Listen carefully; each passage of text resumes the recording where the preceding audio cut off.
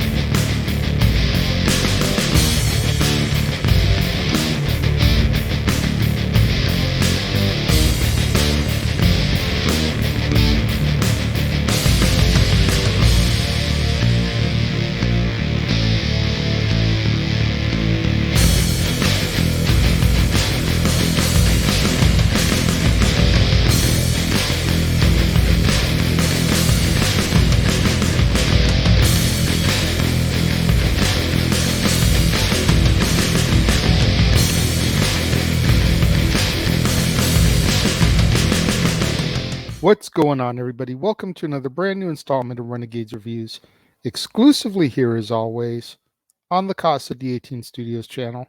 I, of course, am your host, the Renegade JJ Williams, and today is a brand new month, brand new theme.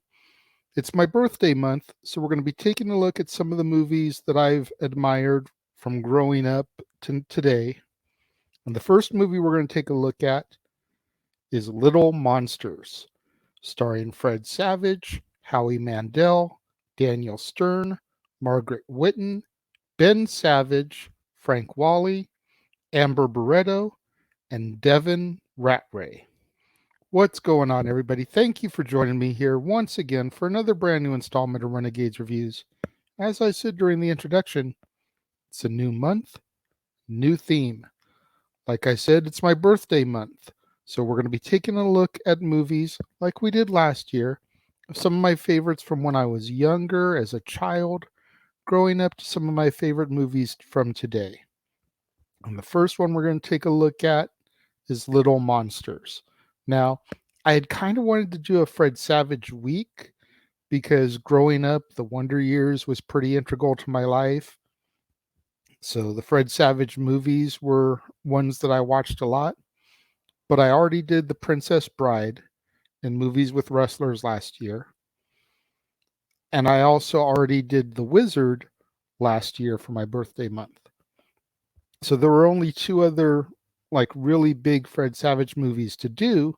So I have those bookending this week with a film in the middle on Wednesday with Kirk Cameron from Growing Pains back when I was younger.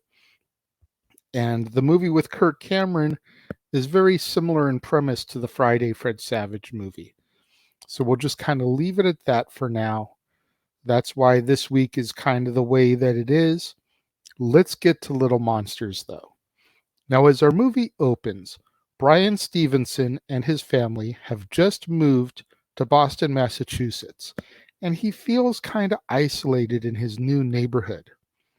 One morning, Brian finds himself blamed for several things that he did not do, and he passes the blame to his younger brother, Eric, who claims that he saw a monster the night before. That day at school, Brian gets into a fight with Ronnie Coleman, the neighborhood bully. And then that evening, Brian and Eric make a bet that Brian will be unable to spend the entire night in Eric's room. When Brian goes to Eric's room after accepting the bet, he finds it in shambles, and he sees the television remote supernaturally sliding and then disappearing under the bed. The next morning, Eric and his friend Todd find Brian on the living room couch, and they joke about his inability to sleep the entire night in his little brother's room.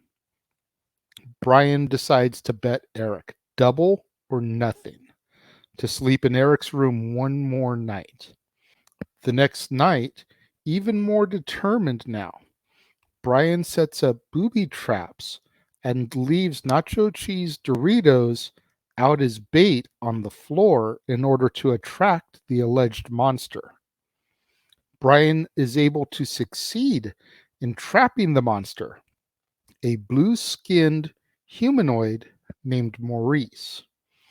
And although initially scared and frightened, Brian soon discovers that he and Maurice have a lot in common. So he befriends him. Brian also learns that bright light causes the monsters to collapse into a pile of clothes. Now, over several nights, Maurice shows Brian a fun time down in the monster world. Now, the monster world consists of every child's dream, all the junk food and video games one could possibly desire with zero parental supervision. It also contains multiple staircases which lead to the spaces beneath children's beds, from which the monsters then cause trouble. Now, Maurice and Brian have been making mischief in other people's homes, while Brian also befriends a girl named Kirsten at his school. However, at the same time, Brian begins to notice that some of Maurice's ways of causing mischief can go just a little bit too far sometimes, as is evident when Maurice eats Kirsten's papers for an important science project that she has been working on, which causes her to get a 0 grade. Brian also becomes disheartened when he believes that his parents might be getting a divorce. One evening, Maurice brings Brian along with several other monsters to the bedroom of an infant baby with intentions to scare it. Finding this to be cruel, Brian opens the bedroom door, exposing the hallway light to the baby's bedroom. However, in the moment, Brian discovers that he too is beginning to turn into a monster as his body parts begin to shrink when the light hits him. Brian escapes the house through the front door and he ends up walking through Todd's backyard where Todd is sleeping in a treehouse. Todd shines a flashlight onto Brian, which causes his arm to shrink in the process. The concerned Brian then saws all the legs off of the beds in his house. Due to Maurice's failure to convert Brian into a monster, as we learned that all of the monsters are former children, Eric is now kidnapped by Snick, another much crueler monster, through the couch bed in the living room. Brian then enlists assistance from Todd and Kirsten as they gather an assortment of bright lights before they enter into the monster universe to search for Eric. Zapping various monsters along the way, they end up marching up to the staircase of Boy, the ruler of the monster world.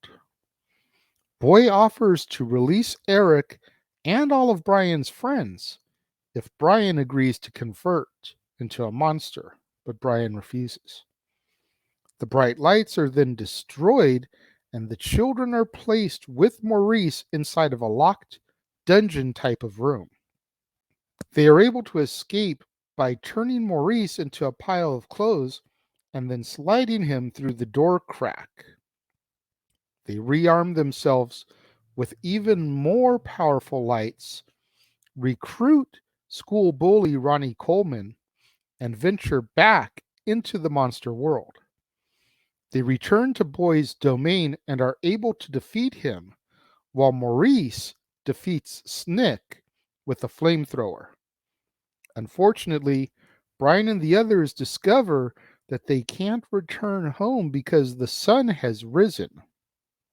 Faced with the prospect of turning into monsters forever if they don't return to the human world by sunrise, the children travel through the monster world from the Eastern time zone all the way to Malibu, California, where the sun has yet to rise completely, and they are able to escape. Before entering into the human world once again, Brian shares a heartfelt goodbye with Maurice, who gives Brian his leather vest as a memento, promising to once again meet with him someday. The kids then run to a payphone, and Brian calls home in order to tell his parents that he and Eric are in Malibu, and he begins to explain their story to their parents as our movie comes to its end. Okay, did this plot sound a little bit familiar to anybody? Now, I'm not talking exact, but some of the specifics here. Let's see. A child goes into the monster world, befriends a blue monster, staircases instead of doorways to the universe. Heartfelt goodbye at the very end when they finally have to part ways forever. Folks, this is essentially a live action version of Monsters, Inc. And if you think about that as you watch it, you might be able to get through some of the corniness of it being an 80s movie. You know, you got to figure special effects aren't what they are today. But I feel like this movie still, for the most part, holds up because of the fact that Pixar did Monsters, Inc. back in the early 2000s. You watch this movie, and then if you immediately watch Monsters, Inc. afterwards, it's so eerie, some of the similarities.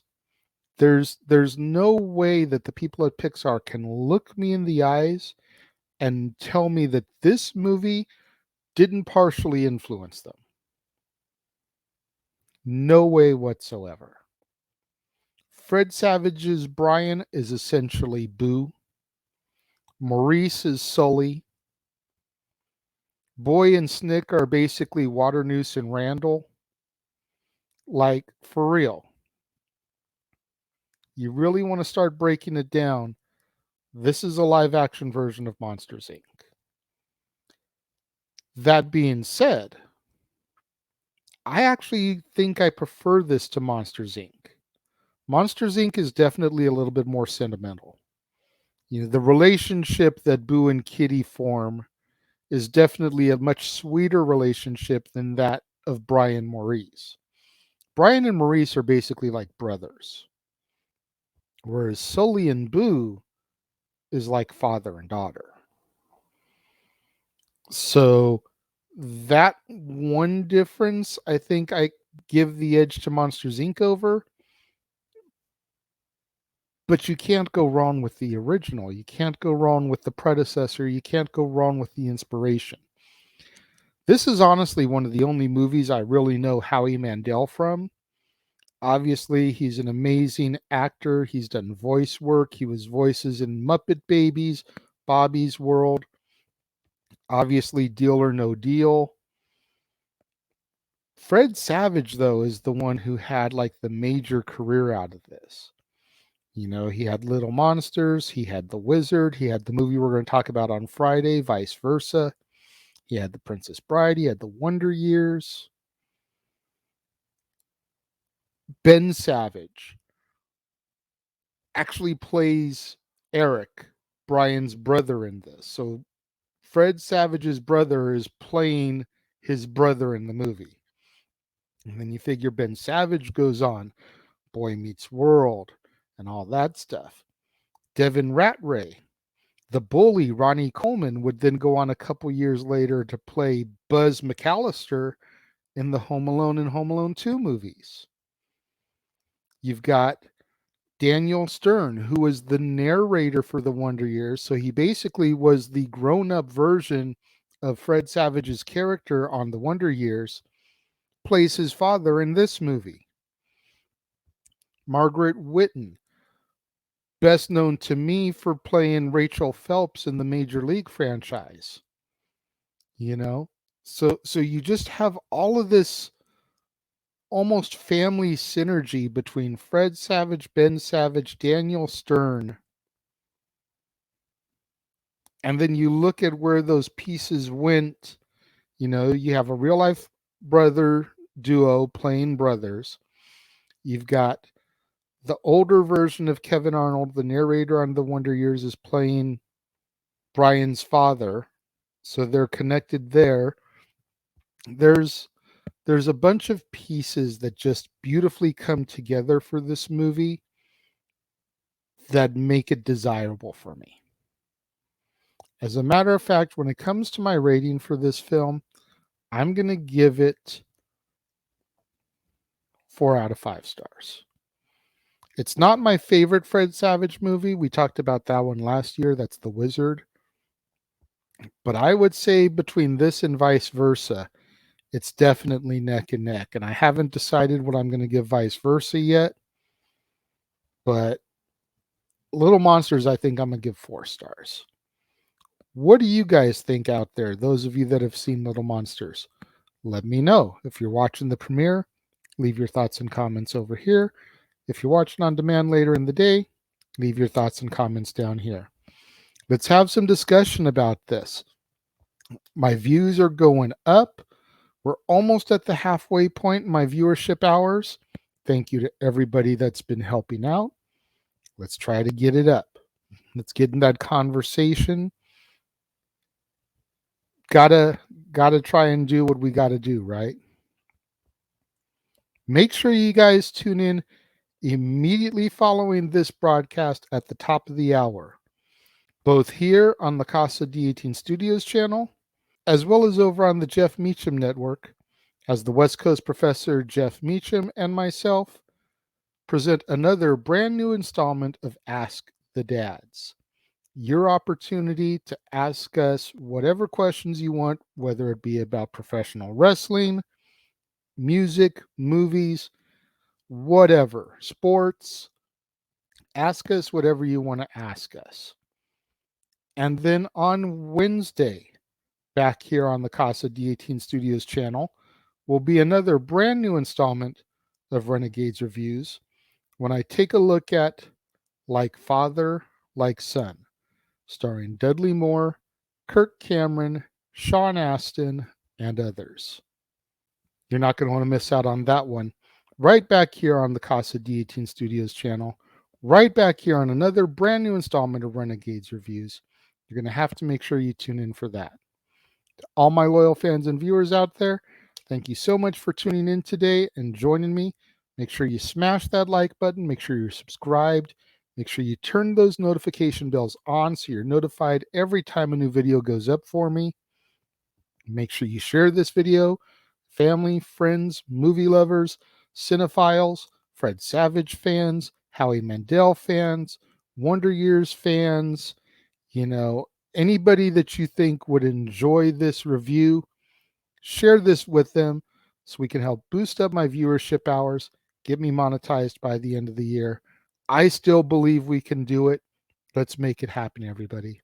Once again, thank you for joining me today, and I will see you guys next time.